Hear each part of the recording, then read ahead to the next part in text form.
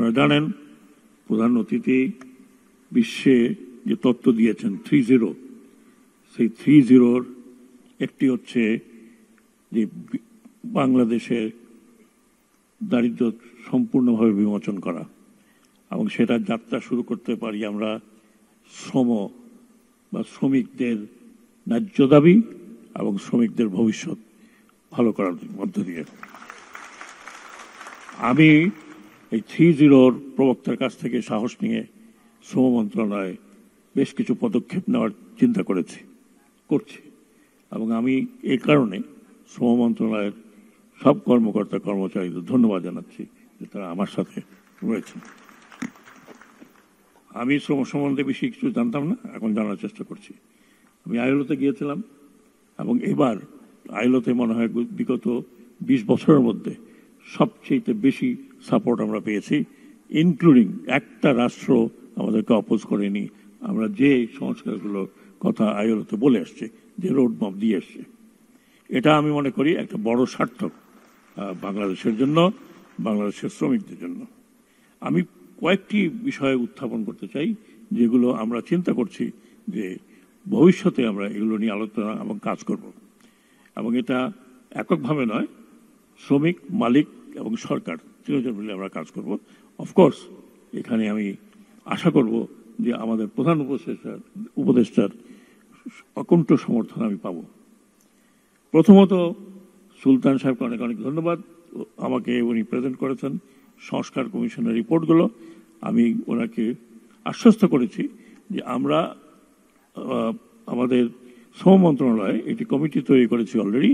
এই কমিটি ওনার সমস্ত 25টি বোধহয় ওনার প্রস্তাবনা আছেন, সেই 25টি প্রস্তাবনাকে প্রতিটি একটা বিশ্লেষণ করে আমরা দেখব যে কতখানি আমাদের পক্ষে এই মুহূর্তে গ্রহণ করা সম্ভব আর ভবিষ্যতে কি গ্রহণ করতে হবে।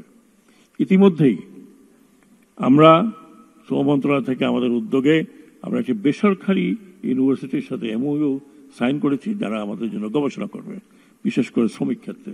অলরেডি তারা এই যে সুলতান সাহেবের সংস্কার কমিশনের যে রিপোর্টটি, এই রিপোর্টটি নিয়ে অলরেডি একটা আলোচনা হয়েছে, সেই আলোচনা অনেক ভালো ভালো জিনিস উঠে এসছে।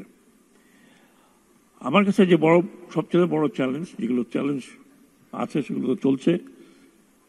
প্রথমত প্রশ্ন উঠেছে অপ্রাতিষ্ঠানিক যারা শ্রমিক আছে তাদেরকে এই ফোল্ডে নিয়ে আসা। আপনারা জানেন সবচেয়ে বড় খাত হচ্ছে অপ্রাতিষ্ঠানিক শ্রমিক। আমি অলরেডি আমার মন্ত্রণালয়ের সাথে আলোচনা করে বলেছি, one of the biggest employer of the অপ্রাতিষ্ঠানিক যারা, সেটা হচ্ছে নির্মাণ ক্ষেত্র। এবং এই নির্মাণ ক্ষেত্রে যারা আছেন, যারা লগ্নি করেছেন, যারা শ্রমিক পরিচালনা করেন, কেউই কিন্তু বিএলএর নিচে নয়, কেউই শ্রমিক মন্ত্রণালয়ের সাথে জড়িত নয়। আমি আমাদের সেক্রেটারি শফিককে অনুরোধ করেছিলাম যে তিনি একটা চিঠি যাতে ক্যাবিনেট ডিভিশনে লেখেন যে তারা যদি বাংলাদেশ বিএলএর নিচে না আসে তবে তারা ভবিষ্যতে কোনো সরকারি বড় ধরনের কন্ট্রাক্টে তারা পার্টিসিপেট করতে পারবে না, এবং এটা না হলে আমরা তাদেরকে আমাদের খাতে আনতে পারছি না। আশা করি এখানে ক্যাবিনেট সেক্রেটারি আছেন, তিনি নিশ্চয়ই বিষয়টি দেখবেন। অনানুষ্ঠানিক শ্রমিকদের ডেফিনেটলি লুক আফটার করার প্রয়োজন আছে বাংলাদেশে। এটাই সবচেয়ে বড় শ্রমিক খাত, ইট ভাঙা থেকে শুরু করে নির্মাণ কাজে। ইভেন দ্বিতীয় জিনিস যেটা আমি অলরেডি করার চেষ্টা করছি, ইমপ্লিমেন্টেশন ওই 8 ঘন্টা কাজের পরিধি, বিশেষ করে পরিবহন ক্ষেত্রে এক্সপিরিয়েন্স হচ্ছে একজন চালক তিনি সকালে চালানো শুরু করে রাত 12টা পর্যন্ত চালান, এবং এই কারণে বহু অ্যাক্সিডেন্ট হচ্ছে। আমরা এরপরেই এই সেক্টরে নিয়ে বসবো যাতে স্ট্রিক্টলি আমরা 8 ঘন্টা ইমপ্লিমেন্ট করতে পারি একজন ড্রাইভারের জন্য এবং একজন হেল্পারের জন্য। নির্মাণ শ্রমিকদের কথা বলেছি, এবং ডিমান্ড উঠেছে যে শ্রমিকদের অল্প মূল্যে রেশন দেওয়ার কথা। সেটা আমরা এখনো চিন্তা ভাবনা করিনি, কিন্তু করার সময় এসছে। আমি আশা করি যে প্রধান উপদেষ্টার সম্মতিতে আমরা হয়তো এই বছরের মধ্যে কিছু একটা করতে পারবো, সরাসরি না হলেও টিসিবির মাধ্যমে তাদেরকে স্বল্প মূল্যে কিছু দ্রব্যাদি, রাসায়নিক দ্রব্যাদি দেওয়ার চেষ্টা করব।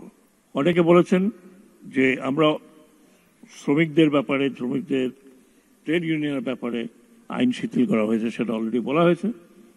এখানে কোনো ব্ল্যাক লিস্ট করা হবে না, এবং আমরা একটি নির্ধারণ করে দিয়েছি কতজনের মিলে একটি ট্রেড ইউনিয়ন করতে পারবে। মোদ্দা কথা, ট্রেড ইউনিয়ন করাকে যত সহজ করা যায় ততখানি সহজ করা হচ্ছে। ট্রেড ইউনিয়ন না হলে শ্রমিকদের দাবি দেওয়া উপর পর্যন্ত আসতে পারে না।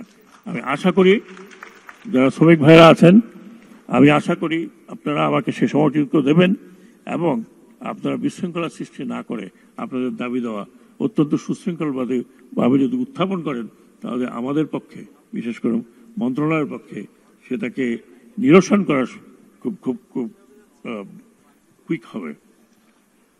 শ্রম কমিশনের সুপারিশ মধ্যে আমি আগে বলেছি, আমরা আশা করব এই শ্রম কমিশনের সুপারিশগুলো আমরা যতটুকু সম্ভব, যত তাড়াতাড়ি সম্ভব আমরা আইনের মধ্যে নিয়ে আসতে পারবো। আজকে আমি এখানেই এই স্লোগানের মধ্যে দিয়ে শেষ করতে চাচ্ছি। এই স্লোগানটির উদ্ভাবক আমাদের মাননীয় প্রধান অতিথি, এবং এই স্লোগান অত্যন্ত কার্যকরী স্লোগান আমি মনে করি। নো মোর দুনিয়ার শ্রমিক এক হও। আমি যেটা চাচ্ছি সেখানে শ্রমিক মালিক এক হতে হবে। শ্রমিক মালিক এক না হলে আমাদের পক্ষে শ্রমিকদের উন্নয়ন করা খুব ডিফিকাল্ট হয়ে যাবে।